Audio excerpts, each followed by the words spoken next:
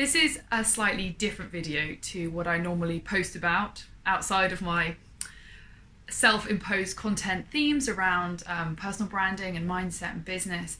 Although it might actually fit into the mindset category, but it's something that I'm really, really passionate about. And I want to record a video about this because I always want to be, as honest and real, as online as I possibly can. And I get so much value from people sharing their stories and being honest and sharing their vulnerabilities and the things they struggle with, because it makes them look more human and it makes me feel less alone with my own struggles. So the thing I wanted to talk about on this video are these. What somebody, I think it was my best friend NJ, who said is called the sad step. The evil, life-sucking creation of weighing scales. And I've had a really quite, I guess, bad relationship with scales for actually the majority of my life. The first time I weighed myself was when I was 10, and I was really shocked by the number. I think it was like 8 stone or something, or maybe it was 7 stone, but whatever it was a stone heavier than all of my friends when I went into school the next day. And I couldn't believe it. I was like, oh my God, a whole stone heavier than all my friends. Made me feel so gross, made me feel so unattractive. And I remember I'd hunted down these scales, I think, because mum and dad didn't have them out in an easy place for me to find. I'd hunted them down in the house, I think pulled them out of a cupboard or something after somebody had mentioned that they'd weighed themselves, and I thought, oh God, I should do that too. So I weighed myself, found out that I was a stone heavier than everybody else, and from then on pretty much had a bit of a complex around my body and my weight. I've always been a little bit heavier and curvier than my friends. I have polycystic ovary syndrome, so it's not as easy for me to kind of manage my weight as others might be. I think I've just always had quite a heavier frame. I've got that kind of body shape, but my self-worth basically got attached to that scale number at 10 years old, and I actually don't think it ever really left me. I always used to get really stressed and upset when I had to weigh myself. I remember once at school, this must have been when I was about 15, we did this physics test and everybody had to go up and weigh themselves and write down their weight on a piece of paper. And I remember I knew it was coming, and I remember feeling sick with nerves on the build up to that. And every time I had to weigh myself at the doctor, or one time I had to weigh myself to get ski boots, when I went on a uni school trip, it used to fill me with dread. And when I used to see the number on the scale, it used to actually make me depressed for, honestly, days. I used to hate myself for days and days and days.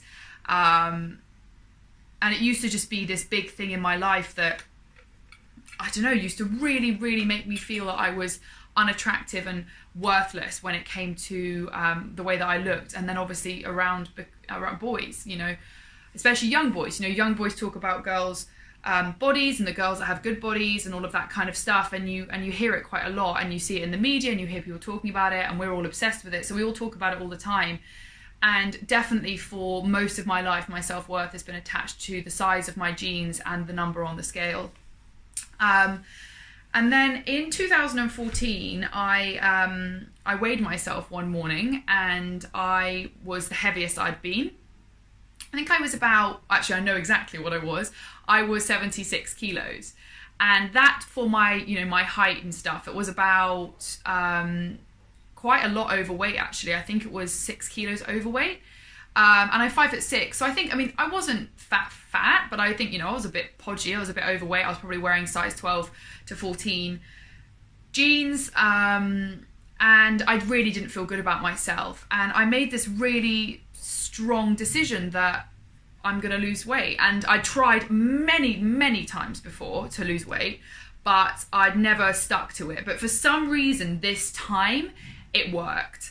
And I just went on this really healthy diet, and I started to exercise really frequently, and the weight actually started to fall off. I don't understand really how it came off really, really easily. I think in 2 weeks I lost about 6 of those kilos. Obviously a lot of that is water weight. And I lost about 6 of those kilos, and then my goal weight kept dropping. So initially I think it was like I wanted to weigh 68 kilos, and then when I hit 68 I was like, I want to weigh 65, and then when I hit 65 I was like, I want to weigh 62. And I got eventually down to, over sort of a 3-month period of effectively starving myself, it got to the point of I was so screwed up in my head. I got to about 59 kilos, which for my kind of frame and my height is not actually that light. I mean, according to BMI, I could have probably gone down to 50. But at 59 kilos, if I showed you photos of me and stuff, I was pretty bloody skinny. And people were commenting on it saying, okay, Hannah, I think you've lost enough weight now. I don't think you should lose any more weight. But in my head, the fat friend in my head that I'd always been, and the chubby 10-year-old, I was absolutely hooked on it. And the second people stopped saying, you look too skinny, I thought, God, I need to get skinnier, because I was addicted to that feeling of finally being the skinniest person. And it got really, really bad. I was absolutely thought of nothing else than my weight. I was weighing myself 4 or 5 times a day, possibly, beating myself up for days and days and days if I did so much as eat, too much chocolate, or obviously your weight goes up when you're on your period, and I would literally punish myself, and I put myself into such a awful state where my entire self-worth, my career, my friendships, everything was around my weight. And I don't think at the time I realized that probably was actually an eating disorder. I wasn't ill skinny, so I guess people didn't start to intervene, but I think had things carried on, I don't know, it would have got a lot worse. So at 59 kilos, I couldn't lose any more weight. I was completely capped then. It just, no more would come off, and I was so low. The pictures I take of myself, my body is honestly so skinny. But I was convinced I was chubby. I mean, there's this photo of me holding this a phone box, and my collarbones, I mean, they're literally out here, like, it's crazy. And my face was like, I don't know, because my nose is a little bit bigger, and it was poking out, and oh my God, I actually don't think I looked that nice, but I felt skinny, and that was all I cared about. And then what hit was this is about 6 months in now from the weight loss. So the weight loss started in March. It then, in kind of September, October time, I became tired of being hungry. So I started to introduce the cheat day, or the cheat meal or whatever, which was a binge. I mean, it was an outrageous amount of food that I used to consume, to the point where I felt physically so sick. And then would beat myself up, starve myself for 3 days or 4 days, and then starve myself again. And this cycle went on probably for about another 6 months. Now, fortunately, I was actually going traveling around Southeast Asia / Bali. We basically stayed in the whole time with one of my really good friends, Kaylee. And Kaylee is a trained counsellor for troubled kids.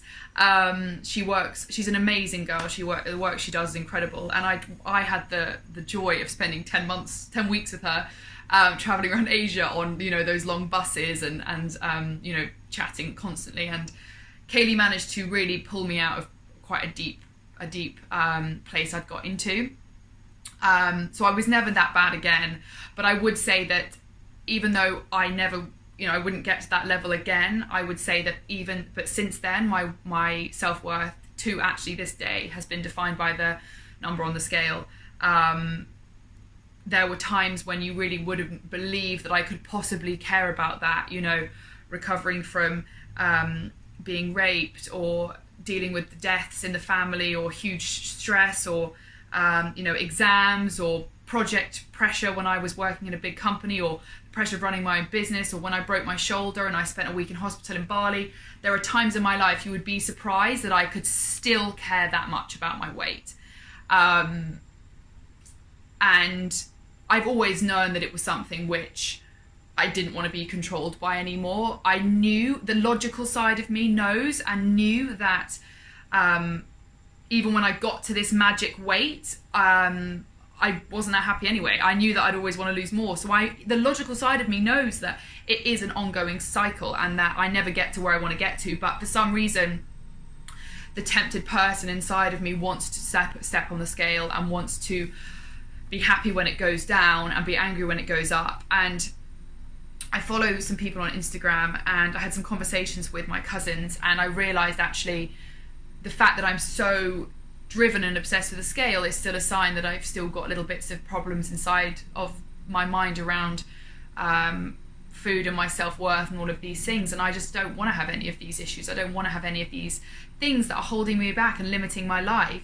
I realised actually when someone said to me, why don't you just, go out on more dates, because I don't have a boyfriend, go on more dates. And I said, I just don't want to do them, and blah, blah. And I realised the reason I am delaying going out on dates over the past few months is because I'm not the weight that I like.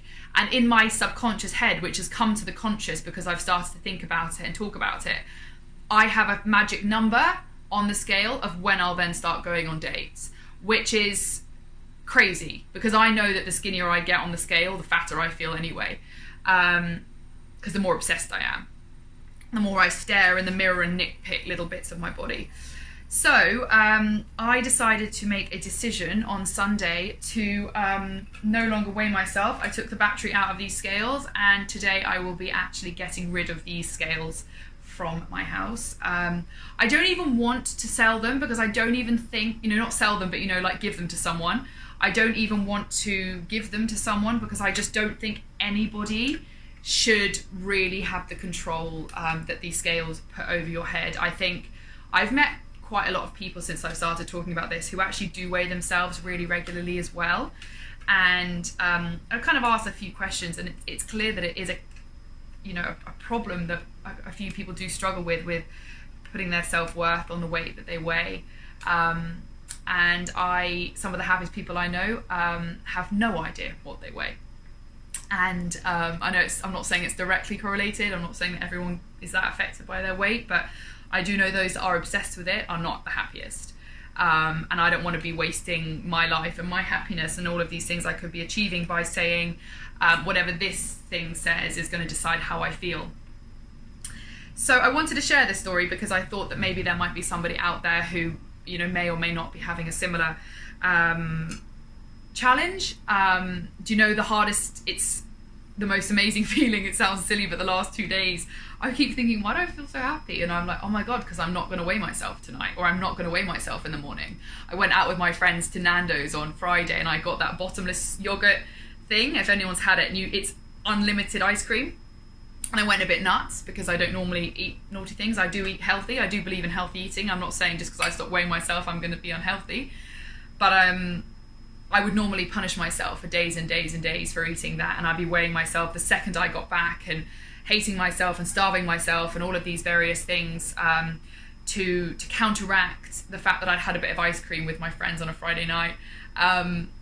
So I think that getting rid of these is going to be a big part of my journey of not attaching my self-worth to external things that mean nothing at all, and actually if my jeans fit and I'm going to the gym and I'm exercising and I'm eating well, and I think that's probably the best that I can do. And I don't think this number actually makes a difference to all of those things anyway, because I do all the things, I do everything I would do, good and bad, but then I just either punish myself or celebrate myself for something which means actually very, very little.